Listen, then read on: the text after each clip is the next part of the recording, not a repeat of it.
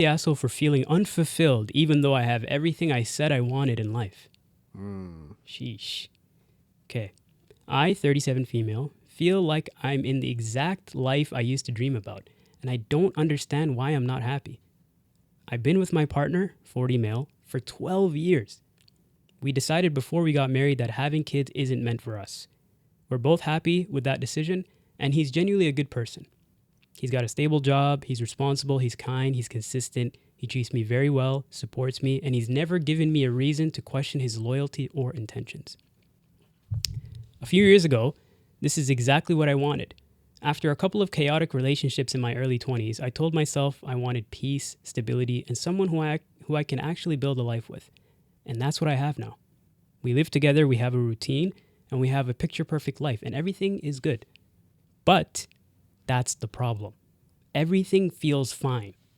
Nothing feels exciting. There's no real conflict between us, but there's also no spark the way there used to be. Conversations feel predictable. Our days feel repetitive. Even when we go out, it feels more like we're just checking a box than actually enjoying each other's time. And the worst part is, he hasn't done anything wrong. If anything, he's exactly the kind of partner people say you should be grateful for. But lately, I've been feeling like this quiet sense of emptiness is in my life building up. And I've built my life around what I should want instead of what I actually feel fulfills me. Sometimes I catch myself missing versions of me that felt more alive, even if things were messier back then. And that thought alone makes me feel like a terrible person. Because what kind of person has everything they ask for and still isn't satisfied? I haven't told him deep down how deep this feeling goes because I don't even fully understand it myself. I don't want to hurt him over something I can't clearly explain.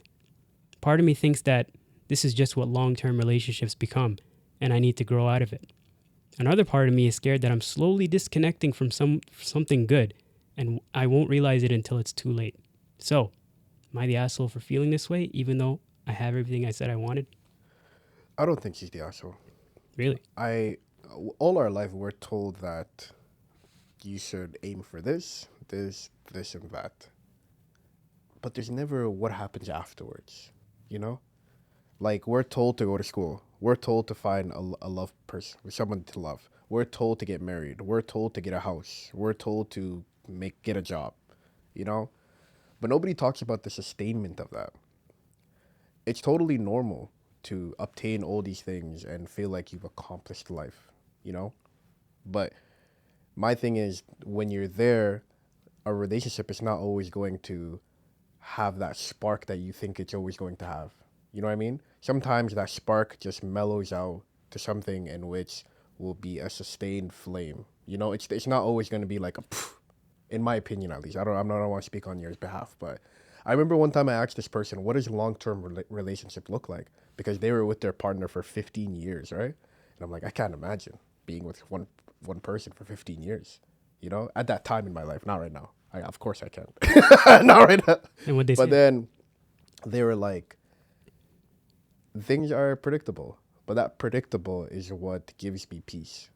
I know this person. I know their intentions. I know the love they have for me. I know it's not like we were when we were 19, right? We're older now. We're in our 30s. But having this person in my life brings me peace, and that's what I love about it. It's not the same breaking the rules or doing all this mumbo jumbo that I was when I was 21. But now that I'm 35, I need something that can keep me whole, and this person does that for me, you know? I don't think she's wrong for feeling like she's unfulfilled because not everybody is meant for this rat race, you know, in my opinion. But in my opinion, now she needs to talk to this person and actually talk about what the future of the relationship looks like. Because I don't think she doesn't love him. I just think she's looking for something new in the same person, you know? What do you guys think? I disagree heavily. I think this person needs to have a real reality check and start practicing gratitude. Like, you have so much things in life that people are begging for and want, like, and you're thinking to yourself, why don't I have more? Or why is this just it? Like, I feel like that's just the most selfish thing you can possibly think to yourself in a life like that, especially in a life where somebody else is doing their effort with you. You know what I mean? Like the story kind of like maybe I just got triggered in a sense, but like I just feel like this person is like so ungrateful. You know what I mean? Because it seems like they're pointing out the stuff that they have in life, but they're not feeling grateful for it. You know what I mean? It's like how can you feel a sense of unfulfillment when you have everything you need? You know what I mean? Like can you agree that a relationship is forever evolving? yeah, but there's ups and downs. Absolutely, It's a yeah. roller coaster, Yeah. right? So like on one day you might feel like this we could do better from here XYZ. On other days you can feel like I'm so happy with what we've accomplished. You know what I mean? Like it's not necessarily linear. It's like an ever changing thing. Absolutely, yeah. So it's like for you to come to a full on conclusion about where you are in life and to feel miserable about it, I don't think it's she's kind of miserable. weird. I think you're jumping. I don't think she's miserable. But even just the questioning aspect of it is to me it's like you're not like you don't feel the sense of gratitude you should. You know what I mean? I see your point, and I do see where you're coming from. But you just deciding that you want something a little different doesn't necessarily mean that you're not happy for what you have. I could be happy that I have everything that I accomplished, but maybe my objectives have shifted a little. Maybe I'm looking for something a little different, in which I need to talk to my partner about in order for us to both be on the same page. Maybe the things that I said I wanted when I was 19 or 21 is not necessarily the same thing I want when I'm in my 30s. And now that I need to be more vocal with my husband in order to tell him that this I'm looking for something different now. Not necessarily you different because I still want to be married to you, but maybe the dynamic of what our relationship looks like should be a little different in my eye. And then I think they should go to counseling in order to come to terms with that. Because you're not gonna every like just because you're in a marriage doesn't necessarily mean I'm gonna stay the same person my entire marriage. I'm forever evolving. The person I was when I was in my early 20s is not the same person I am when I'm 30. Can we agree on that? Yeah. Do you agree on that? So now that I'm a little older, I don't have the same mindset I had when I was in my early 20s. So yes, I'm married and I want to continue being married, but maybe talking to my partner about what I want from a partner moving forward can be something that we talk about in counseling. Do you agree with that? Yeah, I agree counseling can help, but go ahead. I want to hear your opinion too. This is where I think community comes in. This is where I think having married friends and other people comes in, because I agree creating the relationship won't do anything, but at the same time she doesn't sound like someone that's trying to make a little change. She sounds like someone that has a hole that needs to be fulfilled.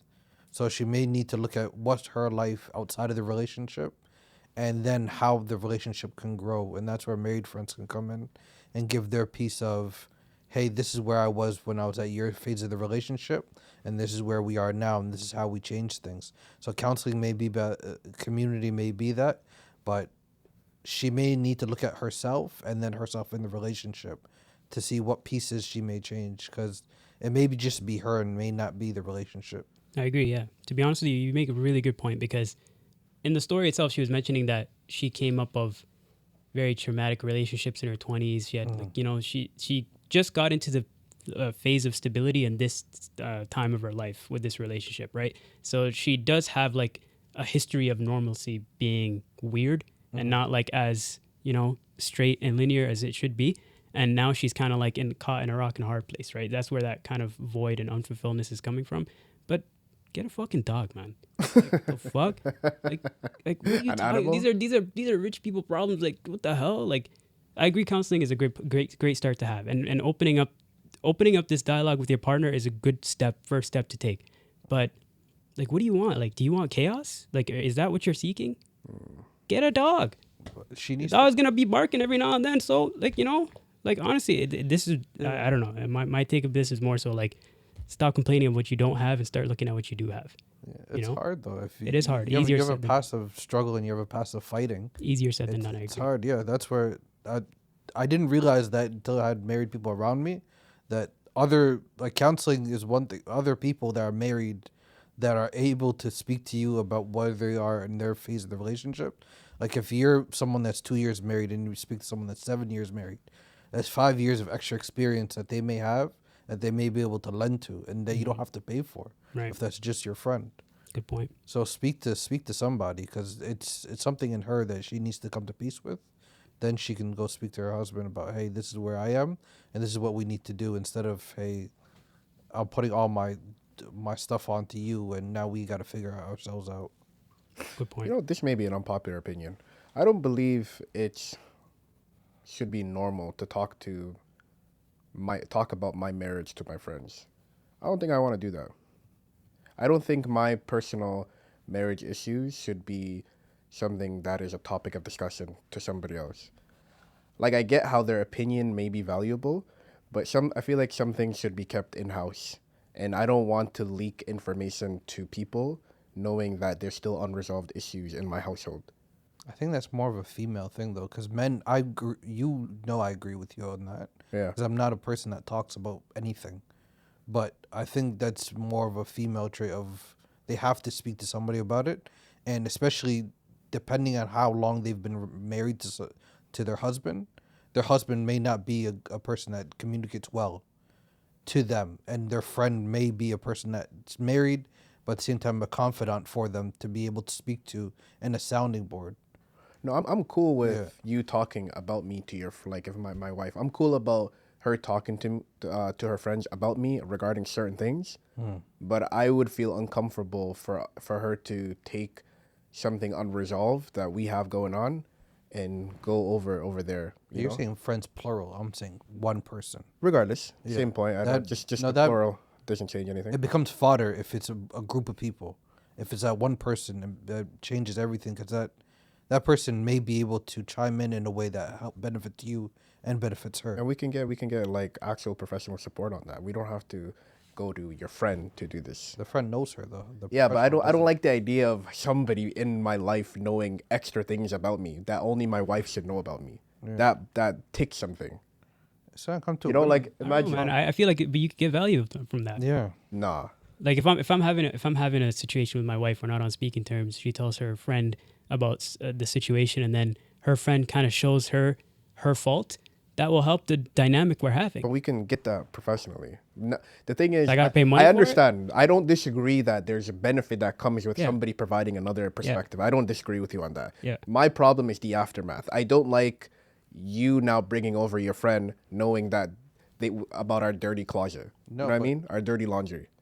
That's just life, brother. Exactly. But one thing is that some people will feel less judged from the person they know for 20 years than the professional thinking that this person just met me, and now they're seeing this side of me, and they can't give a full rounded opinion because they just met me. But your friend doesn't necessarily have the tools to lead that conversation. This person is a professional who can actually tell us what's going on, compared to your friend who's just living off their lived experiences. This person went to school for it. They can probably give me a better perspective than somebody whom I just told off a whim. I disagree, man. I disagree. I feel like the closeness you have with your friends will help that relationship blossom. I agree. For sure. Nah. They know you very well. They know me. Yeah. They don't know my partner. They might know your partner. I need someone who looks at the situation very impartially. Because if I told you something, right? Mm-hmm.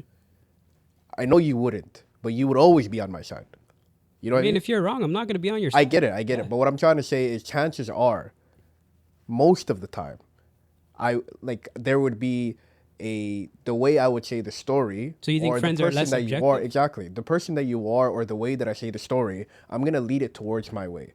So you're going to be more on my side. Having said that, though, if there's a professional here who has both me and my partner, and we're both saying our side of the story, and my partner and me can also chime in to be like, I didn't see it that way. Yes. There is a more full circle story. Yes. Compared to me going to X person and being like, this person effed up my life. I disagree, though, because if me and Mukhtar are real close friends, right? I'm very vulnerable with him. I can tell him stuff, and he can tell me stuff, right? And I tell him I went through a situation with my wife, X, Y, and Z. And then he tells me, nah, Slim, you're bugging out, man. I'm not going to lie. You're tweaking. That takes the onus from me to tell him the truth. Yeah. And it takes the onus from him to tell me the truth. And that's strictly based off the fact that we're very close friends. Mm-hmm. So if that's already established, then I'm going to value his opinion a lot more than I would from a professional. I'm not saying you're lying or you're withholding information. What I'm trying to say is your version of the truth may not necessarily be the truth. Why not? Because that's your experience. Okay. In order to get a full picture of the entire story, you need the other counterpart. in Yeah. order for them to also tell Mukhtar to be like, I didn't see it that way. This is how I saw it. And Mukhtar can make a more finalized decision. Because guess, even yeah. if you come at it from a perspective of I'm being transparent, I'm being honest, I'm telling you my life story.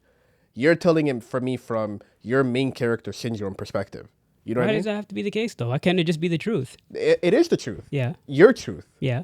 But can you accept also that there's another person's truth that's not taking who's being taken for granted here? Yeah, but I feel like the details that matter most are what the facts are, not what was felt about the facts. What Okay. was the facts? But there are times in which facts may be subjective to you. Because if you were to come out and be like, I came home and she was angry at me, that's a fact to you, right? Yeah.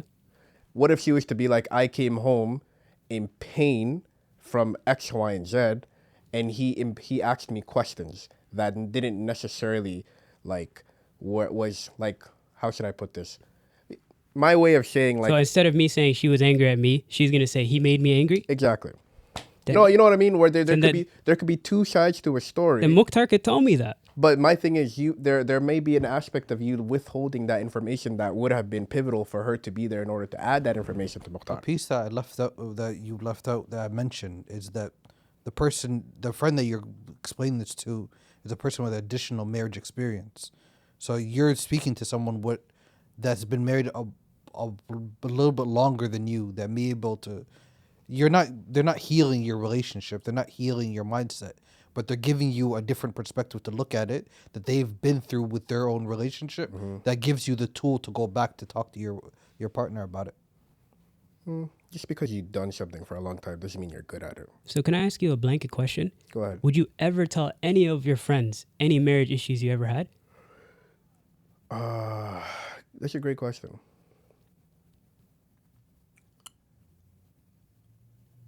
I don't know. Or is this all gonna go to therapy? I don't. It depends, because Because even if I'm it's talking, something. go ahead. Sorry, go ahead. No, go ahead. Go ahead. You go ahead. No, you, No, you go ahead. what I was saying is, I'm not gonna tell you something that I think would change your opinion of who my wife is. Because I don't. Just because I'm angry doesn't mean I want you to be angry at her. You know what I mean? I want to keep it in house so we can resolve the issue, and then maybe later on I can tell you this is what happened and this is how we came to an agreement. So you want me to think your wife's perfect? Not necessarily perfect, but I don't need you to come at it from the same perspective of me. Like, I don't want to air out my wife's laundry. That's not your business. No offense, you know?